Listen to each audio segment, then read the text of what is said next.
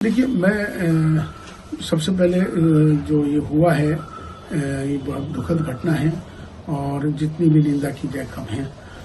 मुझे लगता है कि निर्दोष लोग इसमें मारे गए हैं। मैं अपना दुख प्रकट करता हूं और तमाम पूरा देश इस समय बहुत दुखी है। जो भी इस तरह के वाकयात होते हैं जिसमें निर्दोष लोग मारे जाते हैं, मुझे लगता है कि ये इंसानियत का कत्ल है।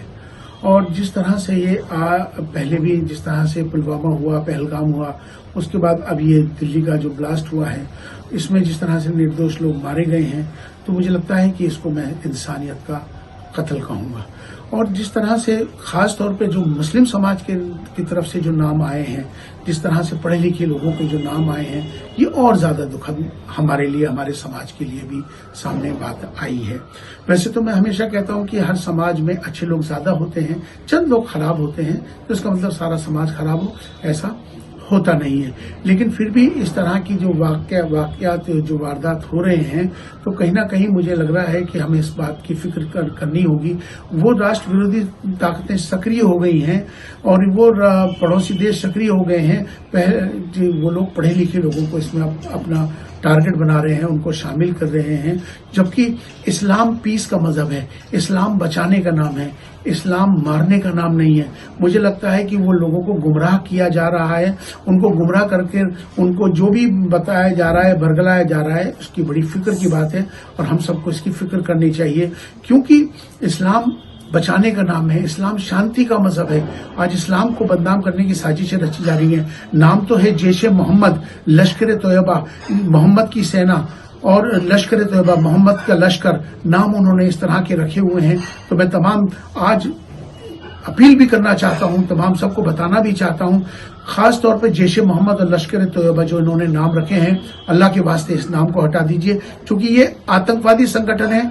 आतंकवादी नाम रखें, मोहम्मद को और इस्लाम को बदनाम न होने दें। मोहम्मद सल्लल्लाहु अलैहि वसल्लम वो बचाने के लिए आए थे, रहमत बन के आए थे, रहमतुल लिल आलमीन थे।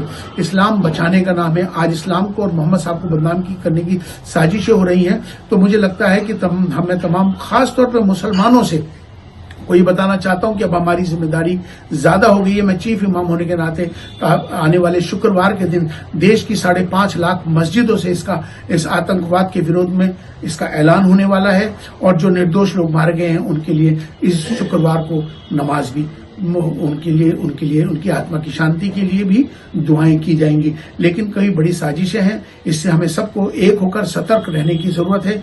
देश में राष्ट्र विरोधी ताकतें सक्रिय हो गई हैं। हमारे देश में जिस तरह से देश के प्रधानमंत्री श्री नरेंद्र मोदी जी के नेतृत्व में आज देश विश्व गुरु बनने के लिए अग्रसर है, तो ये पड़ोसी देश को उन शक्तियों को बर्दाश्त नहीं हो रहा है। तो सचेत रहने की जरूरत है, समझने की जरूरत है, एक होने की जरूरत है। एक होकर इसका आतंकवाद का हम मुकाबला करेंगे, क्योंकि हमारे देश के प्रधानमंत्री जी ने साफ तौर पे कहा था कि मैं यूएन के अंदर कि मैं जब तक उस देश के साथ बातचीत नहीं करूंगा जब तक वो जो देश आतंकवाद को अपने यहां से खत्म नहीं कर देता। तो मुझे लगता है कि भारत ने आज इसकी शुरुआत, भारत इस आतंकवाद को बहुत जमाने से झेल रहा है और मुझे लगता है कि अब वक्त आ गया है कि सारे विश्व को आतंकवाद के विरोध में खड़ा होना होगा, तभी आतंकवाद का मुकाबला कर पाएंगे। चूंकि आतंकवादी हो या आतंकवाद, ये शैतान है और ये इंसानियत के दुश्मन है। अगर आप ये वीडियो YouTube पर देख रहे हैं तो हमारे चैनल को सब्सक्राइब कर बेल आइकन दबाएं और Facebook पर देख रहे हैं तो हमारे पेज को लाइक करें।